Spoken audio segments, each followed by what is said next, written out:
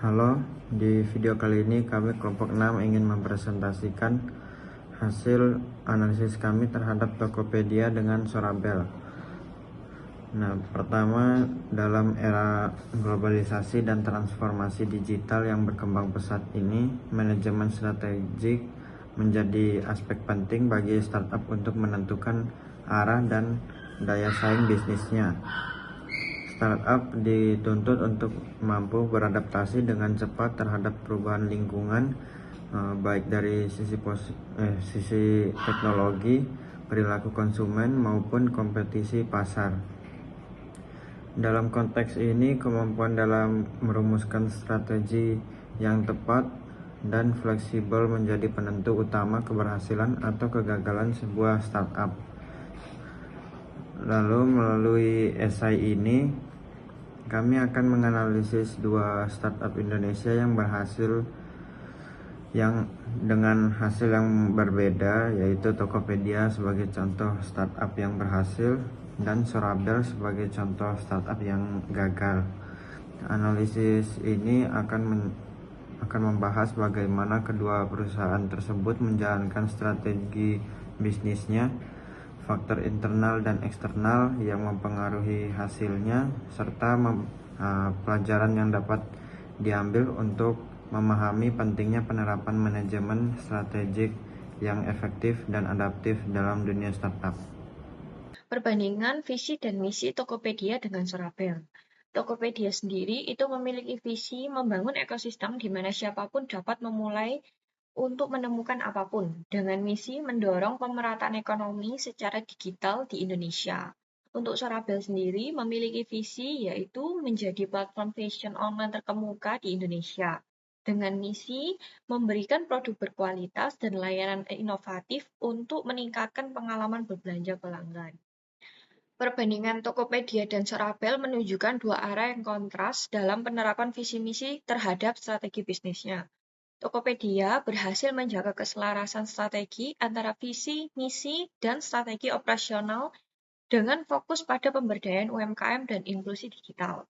Tercermin melalui inisiatif seperti Tokopedia Seller dan integrasi dengan ekosistem Goto yang memperkuat keberlanjutan bisnis. Sebaliknya, Sorabel meskipun inovatif melalui strategi Try Before You Buy dalam meningkatkan pengalaman pelanggan, gagal menciptakan strategi penyelarasan karena strategi tersebut tidak mendukung efisiensi biaya dan visi jangka panjang untuk menjadi pemimpin pasar fashion online. Akibatnya, jika Tokopedia menjadi contoh sukses dari sinergi antara inovasi, sumber daya, dan visi jangka panjang, maka Sorabel justru menggambarkan risiko ketidakseimbangan antara diferensiasi layanan dan keberlanjutan finansial. Selanjutnya adalah hasil analisis perbandingan faktor internal dan eksternal antara Tokopedia dan Sorabel berdasarkan hasil QSPM. Pada Tokopedia, hasil analisis menunjukkan bahwa strategi yang paling menarik ada pada penguatan ekosistem GoTo dengan nilai tertinggi yaitu 4,88, disusul oleh ekspansi digital UMKM dan disusul lagi oleh inovasi keamanan teknologi. Dari sini kita dapat melihat bahwa Tokopedia memiliki arah strategi yang seimbang dan berorientasi pada jangka panjang. Faktor eksternal seperti pertumbuhan ekonomi digital di Indonesia, penetrasi internet yang tinggi, serta dukungan pemerintah untuk UMKM Go Digital menjadi peluang besar yang berhasil dimanfaatkan Tokopedia. Dari sisi internal, kepemimpinan visioner, budaya inovatif, dan dukungan modal dari investor besar seperti SoftBank dan Alibaba memperkuat daya saing perusahaannya. Melalui sinergi dengan Gojek dan GoPay, Tokopedia mampu membangun ekosistem yang saling terhubung dengan cara marketplace, logistik, serta sistem pembayarannya. Strategi ini tidak hanya meningkatkan efisiensi operasional, tapi juga menciptakan keunggulan berbasis data yang sulit ditiru oleh pesaing-pesaingnya. Selain itu, fokus Tokopedia terhadap digitalisasi UMKM menunjukkan komitmen terhadap pemerataan ekonomi digital nasional.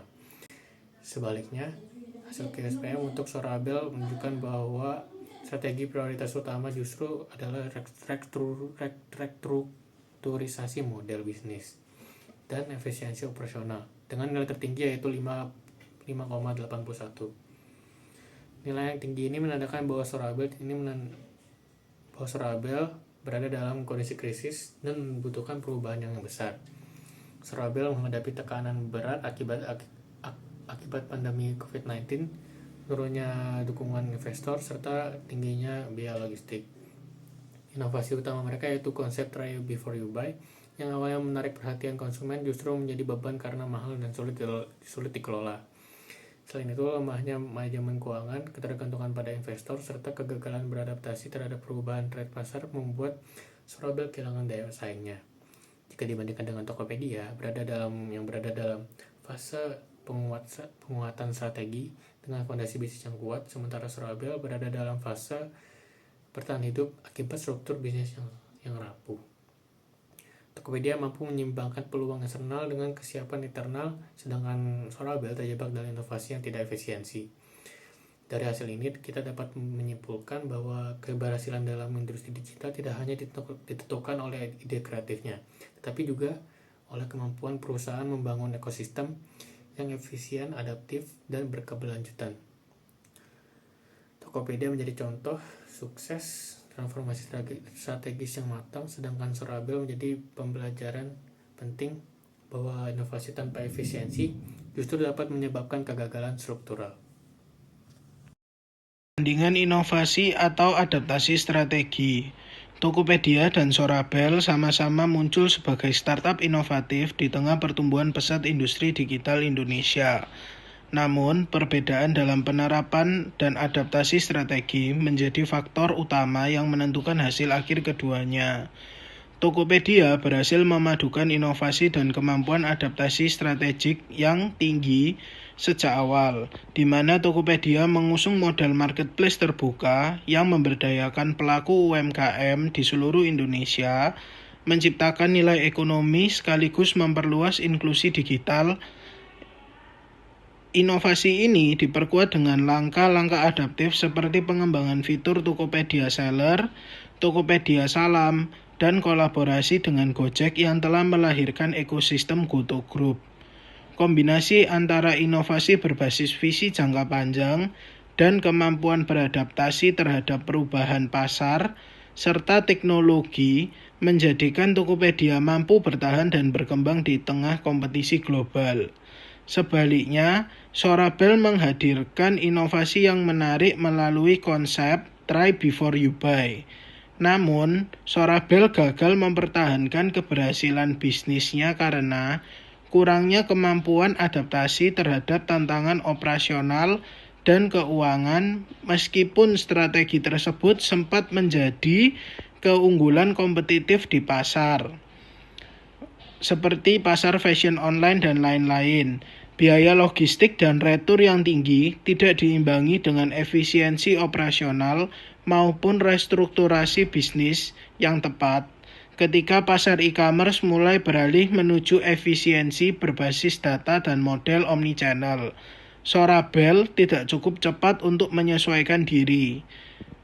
Keterlambatan dalam diversifikasi dan kolaborasi strategis menyebabkan inovasi mereka berubah menjadi beban finansial, dan perbandingan ini menunjukkan bahwa keberhasilan sebuah startup tidak hanya ditentukan oleh kemampuan berinovasi, tetapi juga oleh sejauh mana perusahaan mampu beradaptasi secara efektif terhadap perubahan lingkungan bisnis. Oke, next kita ke SWOT. Dibagi menjadi 4, yaitu Strength, Weakness, Opportunity, dan Threats. Lalu yang pertama yaitu Tokopedia. Tokopedia memiliki kemampuan inovasi tinggi dan berkelanjutan seperti fitur Tokped Seller, Tokped Salam, atau Tokped Now, dan ekosistem digital inklusif yang mendukung UMKM. Integrasi dengan GoTo Group memperkuat logistik dan sistem pembayaran. Lalu yang keempat ada pemanfaatan data untuk inovasi dan personalisasi layanan.